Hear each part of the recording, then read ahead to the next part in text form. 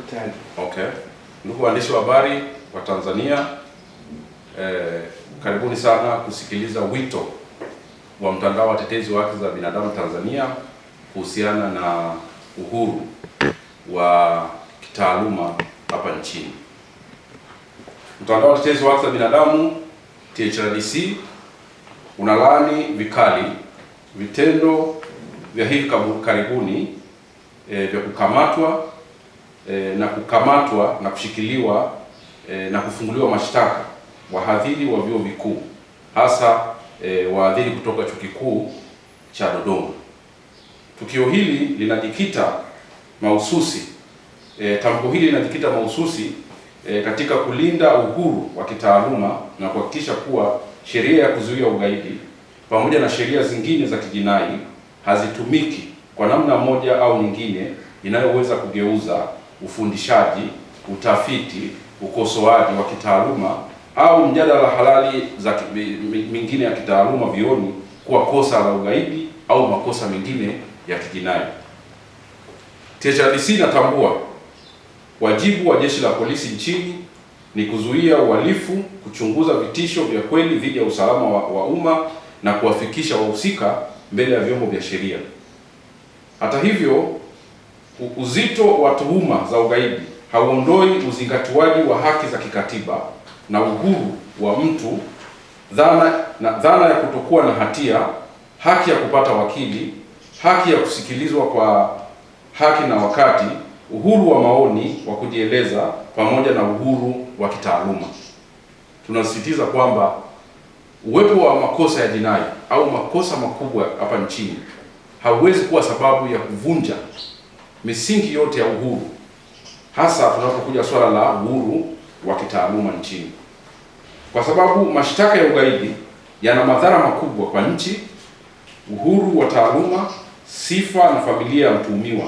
Mamlaka zinapaswa kuzingatia kwa kiwango kikubwa na kiwango cha juu haki za watuhumiwa pamoja na utaratibu wa kisheria kabla ya kukamata watu na kuwatuhumu kwa makosa ya ugaidi au makosa mengine makubwa yasiyokuwa na dhamana.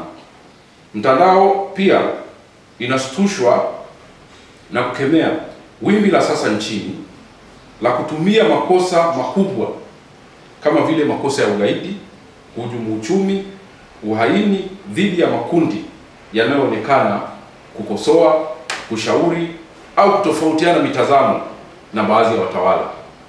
Ni jambo ambalo halina afya kwa taifa kuona makundi yote ya kijamii yanayojaribu kukosoa, yanayojaribu kushauri, yanayojaribu kukemea baadhi ya matukio yakigeuka au makosa haya makubwa yakitumika kama fimbo ya kuadhibu Watanzania hawa.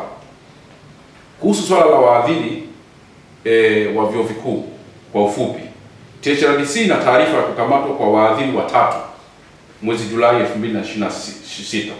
Bwana Jovania Reverenia Bikongolo wa Chuo Kikuu cha St. John kilichopo Dodoma, Bwana Titus Joseph Kituli wa chuo hicho cha St. John pia, na Bwana Melekizedek Kituzi Kaijage, mhadhiri msaidizi katika idara ya sayansi na siasa, utawala wa umma, Chuo Kikuu cha Dodoma UDOM. Tuhuma mahususi dhidi ya Bwana Bikongolo na Bwana Kituli kutoka chuo cha St. John hazijawekwa wazi hadi sasa, na taarifa zilizopo ni kwamba wanaendelea kushikiliwa na Jeshi la Polisi mkoani Dodoma. Kwa mujibu wa Chama cha Wafanyakazi wa Kitaaluma Chuo Kikuu cha Dodoma UDOMASA, Bwana Kaijage alipokea wito kupitia kwa mkuu wake wa idara tarehe 3 Julai 2026 na alipoti katika kituo cha polisi UDOM tarehe 8 Julai 2026. Simu zake za mikononi zilichukuliwa, alikamatwa na baadaye kuhamishwa kutoka kituo kimoja cha polisi kwenda kingine. Tuhuma alizoelezwa awali ilihusu madai ya kuhamasisha maandamano ya Sabasaba kupitia mitandao ya kijamii. Ndugu waandishi na Watanzania, hakuna kosa la kuhamasisha maandamano. Maandamano kwa mujibu wa katiba ni haki mojawapo ya msingi ambayo imetolewa kikatiba. Yeyote yule anayehamasisha maandamano, anayepanga maandamano, hafanyi kosa lolote la kisheria. Ndio maana tunajiuliza haya makosa yanatoka katika sheria zipi? Kwa sababu hakuna kosa lolote la kuwa, kama maandamano yenyewe sio kosa, sasa inakuwaje kuhamasisha maandamano igeuke kuwa ni kosa? Baada ya kushikiliwa kwa muda mrefu, Bwana Kaijage alifungua shauri yeye peke yake kwa kusaidia na mawakili Mahakama Kuu dhidi ya mkuu wa kituo cha polisi UDOM katika Mahakama Kuu ya Tanzania masijala ya Dodoma. Mahakama ilitoa maamuzi tarehe 21 Julai baada ya kukaa muda mrefu ndani kwamba aachiwe baada ya kudai kwamba afikishwe mahakamani au aachiwe. Kwa hiyo mahakama ilitoa maamuzi aidha afikishwe mahakamani au aachiwe, kwa sababu ndio utaratibu wa kisheria. Unapomkamata mtu ni aidha umwachie kwa dhamana ya polisi au mpeleke mahakamani kwa ajili ya shughuli zingine za mahakama kuendelea. Kwa hiyo kwa kuzingatia vifungu vya 33(1) na vifungu vingine vya sheria mwenendo wa makosa ya jinai pamoja na ibara ya 15(2) ya katiba, mahakama iliamua kuwa kushikiliwa kwake hakukuwa halali na ikaamuru aachiwe mara moja kwa masharti nafuu ya dhamana.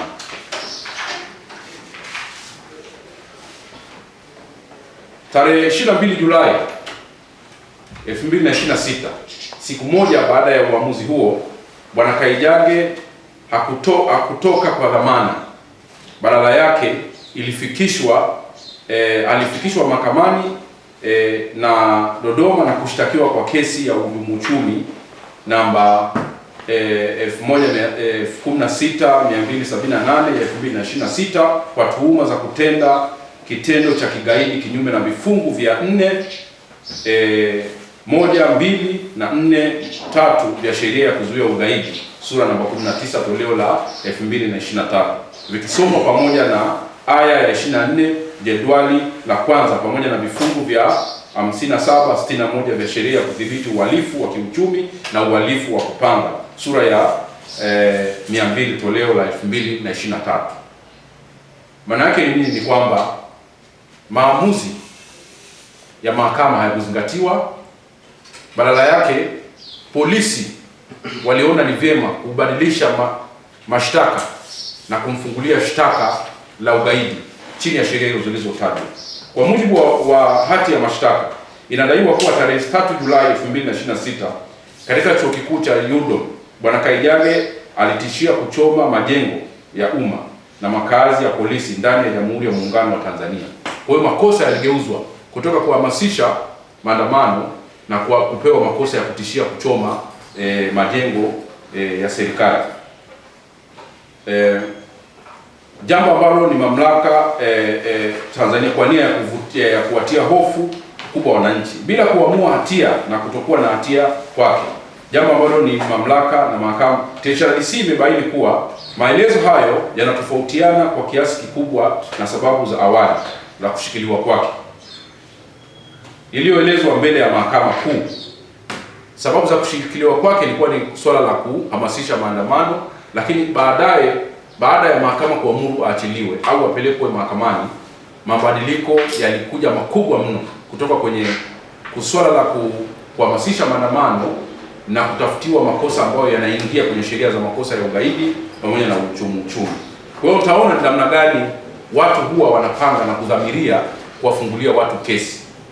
Kwa sababu inakuwaje leo polisi wanakukamata kwa kesi fulani, mahakama inapoamua kusimamia haki yako, wanarudi wanapanga wanakutafutia tuhuma nyingine. Hapo unaanza kuona mashaka ya namna jinsi tunavyotumia sheria zetu dhidi ya watu kadhaa wanaoonekana kukosoa au kufanya majukumu yao kwa mujibu wa taratibu na sheria za nchi. Mambo haya ya kutumia makosa makubwa kama ya ugaidi dhidi ya makundi ya kijamii, wakosoaji wakiwemo watetezi wa haki za binadamu, wanaharakati, wanasiasa, waandishi wa habari pamoja na wanazuoni yanatishia utulivu na umoja wa kitaifa, kwa kuwa kuna makundi yanayojihisi kutendewa visivyo au kutendewa vibaya au kuonewa katika taifa lao. Vitendo hivi vya kutumia sheria kubwa kubwa na makosa makubwa kubwa dhidi ya makundi ya kijamii vinazidi kushamiri katika historia ya Tanzania. Nadhani tukifanya utafiti toka awamu zote za nchi hii, makosa haya makubwa, hasa makosa ya ugaidi na uhaini, yametumika kwa wingi sana kipindi hichi, kitu ambacho ni hatari kwa taifa, ni hatari kwa ustawi wa taifa. Lakini madhara yake ni kwamba makosa haya yatazoeleka, yataonekana ni jambo la kawaida, kwa sababu tumeamua kufanya mzaha na makosa makubwa haya ambayo wengi tumekuwa tukisikia katika zile nchi ambazo zimeshindikana duniani kama kule Somalia, Afghanistan na maeneo mengine. Jambo hili ni hatari kwa amani na mshikamano wa kitaifa. Tume ya Jaji Chande kuhusu mfumo wa haki jinai ulitoa mapendekezo mengi yanayolenga kuondoa mazingira ya mfumo wa haki jinai au sheria kubwa za haki zinazohusu makosa ya jinai kutumika dhidi ya raia wema, kutumika dhidi ya makundi ya kijamii kama wanasiasa, wanaharakati, watetezi, wanazuoni na wengine wote ambao wanajihusisha katika masuala ya kukosoa na kushauri masuala ya msingi ya kitaifa. Sasa dhana ya uhuru wa taaluma ni nini?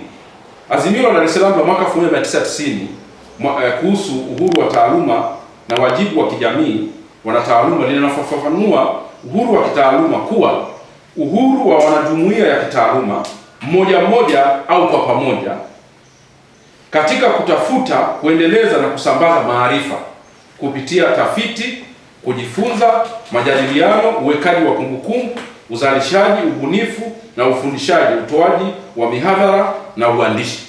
Hiyo ndio dhana ya uhuru wa kitaaluma. Maanake ni uhuru wa kitaasisi na uhuru wa mtu mwanataaluma au mwanazuoni moja moja au kwa pamoja katika kutumia zile nyenzo zao za kutoa maarifa, kwa mfano kufundisha, kuandika, kufanya utafiti, kuendesha midahalo na mambo mengine yote. Hiyo ndio dhana nzima ya uhuru wa kitaaluma.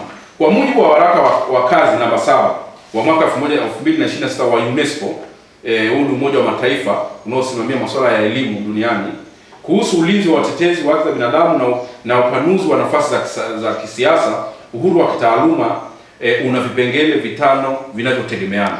Kipengele namba 1 ni uhuru wa elimu unaojumuisha kufundishwa kwa watumishi na kujifunza kwa wanafunzi. Maanake sasa hapa umejumuisha mpaka wanafunzi na wao wana uhuru wa kitaaluma. Mtakumbuka ninyi wote mmesoma vyuo vikuu, mnakumbuka kwa mfano Chuo Kikuu cha Dar es Salaam kulikuwa kuna vile taasisi za wanafunzi ambazo na zenyewe zilikuwa zinafanya mambo mengi sana ya kitaifa, mihadhara, vilikuwa vinachangia mambo makubwa ya kitaifa. Lakini siku hizi uhuru huo umepotea, hata wanafunzi kujihusisha na mambo ya kitaifa nao umepotea. Kwa hiyo uhuru wa kitaaluma unakwenda hadi kwa wanafunzi na taasisi zao. Uhuru wa utafiti, uhuru wa kujieleza, haki ya wanajumuiya wa kitaaluma kushiriki katika kujitawala na maamuzi ya kitaaluma, lakini usalama wa ajira. Hayo ndio mambo matano makubwa ambayo yanatengeneza uhuru wa kitaaluma.